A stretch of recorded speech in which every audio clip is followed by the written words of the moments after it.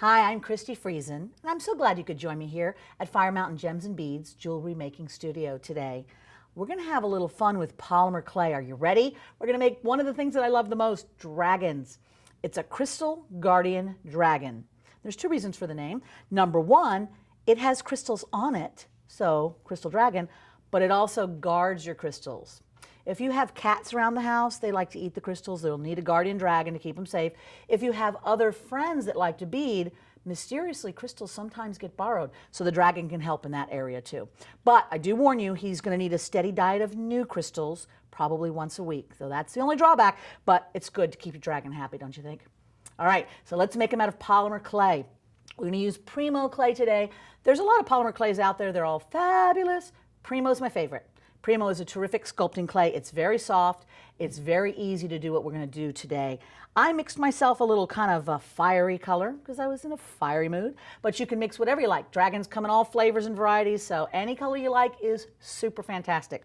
And we are going to need to start with a blob probably about the size of a golf ball, so you have a little bit of extra. You might get crazy and add wings and arms and everything else. This is a lump dragon. He just eats the crystals and just grows larger and larger, that's all. No arms, no legs, no wings, he's just a lump. So all you need is a lump of clay. So from that larger amount, that golf ball sized bit, pull out a bit of clay about the size of a hard-boiled egg yolk and start smashing that in your hands so it gets warm. As your body heat warms up your clay, it makes it very easy to work with. If you have extremely hot body heat, then you might want to put your clay down a couple of times while you cool off. All right, so once you've got your lump, roll it around, make it smooth. This is the time to look all over and see if there's extra crystals in there, random cat hairs, pick all that stuff out, and just make sure that ball is nice, round, pretty. All the colors on it are colors that amuse you. If there's any colors that sicken you, just squish them out of the way, close the color back around it, and roll it again until you have a ball you like. All right, so now we've got this nice little ball. We're going to turn it into an oval, kind of a little lump like a lozenge. And this is our dragon. He just doesn't know it yet. So the first thing we're going to do is we're going to yank his tail out of there.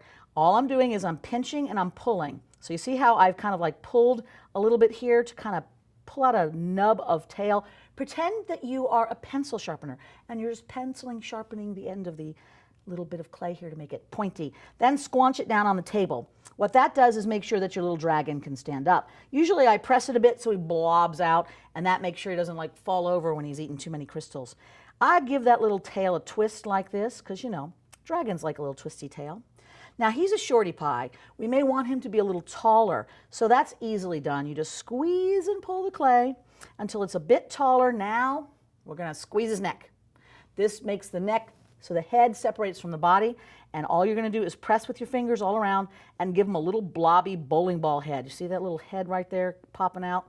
All right, make sure he still stands up. All good so far.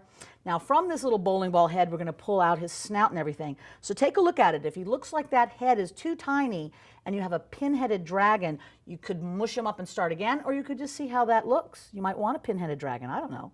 All right, I'm going to just take this, pinch, again, same thing like we did with the tail, only this time I'm pinching out the snout. So see what we've got? Nice little dragony snout, dragony tail. You can do anything you want with a snout. Maybe it's got a crocodile face. Maybe it's a horsey face. Maybe it's a dog that ran into the wall and it's all squashed face. Who knows? It's your dragon. You can make him any way you want. I'm going to push him down a bit so he's got a bit of a forehead because he's a very smart dragon. A lot of brains in there. You have to know which crystals to pick. Got to get the good ones. And I'm just going to kind of finesse that a bit there. Now he needs some eyeballs. A lot of stuff you can use for eyeballs, but you know it's really, really easy to use, and that is just a little bit of crystal. I've got some black crystals here that are hot fix on the bottom. They're flat, and there's hot fix bottom, and I'm just going to press them right into place and smash them in. You do want to smash them with your fingers a bit, because if you don't make an indentation for that crystal to sink into, when it gets in the oven and that glue gets hot, it's going to drip down his eyes, and you get a whole Salvador Dali thing, which may not be what you want for your dragon. All right, as you set the other eyeball in, before you press it in, look at it from the top and the sides to make sure they're even, or it looks like you got hit in the head a lot, and that could be awkward as well. Might have some embarrassing questions from your friends. So this is what we've got. We've got our cute little guy there. He's looking very dapper.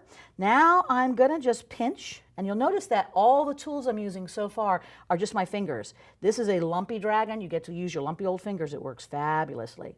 I've pinched a ridge down his back. This will give me a nice place to put crystals, and it also kind of refines that dragony look. All right, so he's not really a dragon until he gets facial features on there. I'm gonna take a little tool and just poke some nostrils. Poke, poke. You can use anything with a pokey end on it to make those little dragon nostrils.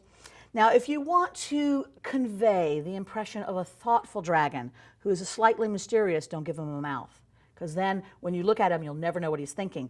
But if you want to make sure your dragon's happy, or from time to time you want to stick a little crystal in his mouth, use your cutting blade and just slice open about that bottom third of that lump, so now he's got a little mouth.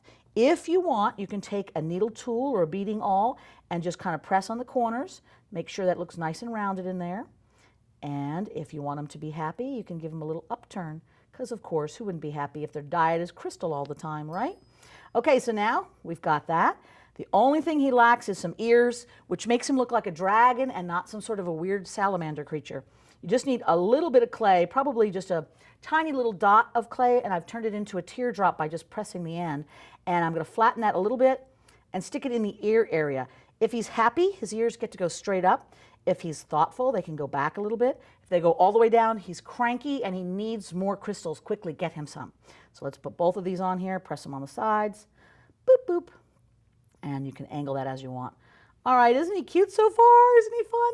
Now he needs belly ridges. All dragons have belly ridges. It would be a shame not to do that. So I'm just going to take this little needly tool and roll it right across his belly so that he's got dragon-like ridges. That's how you know he's a dragon, right there. Okay, so now he gets his little crystal embellishments. What I've done is I've got an assortment of yummy crystals, things that I think he would like to wear, and I've gotten a head pin that's got a crystal on the tip. So see, it's got like a little prong and it's got the crystal. Doesn't that look fabulous? I just freaking love that.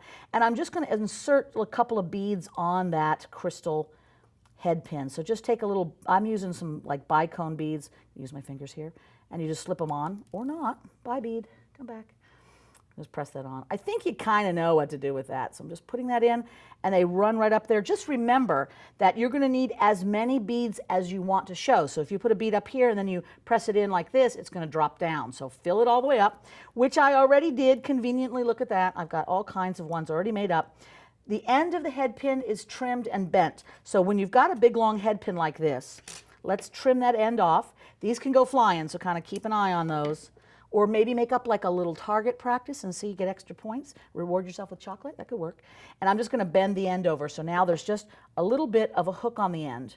So that way, when I embed these little crystal head pins down the ridge of his neck, that hook will grab into the clay. When the clay hardens, it's gonna harden around the hook and they won't yank out.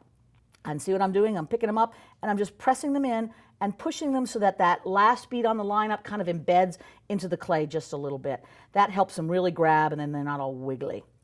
All right, let's put a few here. He needs a few on his forehead. If you want, they don't have to be all just like crystals on the forehead. We could put just a head pin with no beads on it. That's a cute look. Look at that. Isn't that fun? That's enough there. And you can just keep on going down the back until he's got crystals in all directions. Once you've made as many crystals as amuse you, and I think you should put on as many as possible, the last little trick on this is using some mica powder. I've got a couple of mica powder lids here. I didn't want to bring the whole container out because, you know, I'm going to drop it. It's just what's going to happen. So I've got a little in the lid.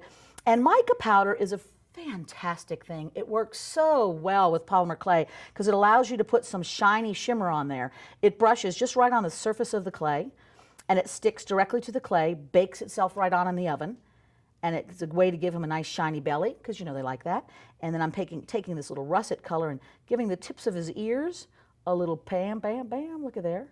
And you know, he can even have some on his nose if you want to. But those little powders add color and detail and let him look just fantastic. All right, one other thing I wanted to show you. This little brush here is a fun little brush. Not only, of course, is it good for adding your mica powder, but it's got this little edge with a kind of curved bit on it. If you feel like it, you can add some dragony scales by using the edge of this tool. I'm just rolling it on the surface of the dragon, and see he gets like nice little indentations there that look like scales. So if that amuses you, go nuts. All right, so now you've got your crystal dragon. He is all done and ready. He looks pretty good. His head is not too heavy for his neck so that I don't need to prop him up. But if you needed to, all you need to do is take a little bit of tissue paper, the nose-blowing kind, not the gift wrapping kind, and you can tuck it right up underneath him in the oven, and that will hold that head up while it bakes. This is not going to burst into flames. Paper bakes at like 450 before it gets all flamey, so you don't have to worry about it because this is not up that hot. And it'll just prop it in position while it's baking.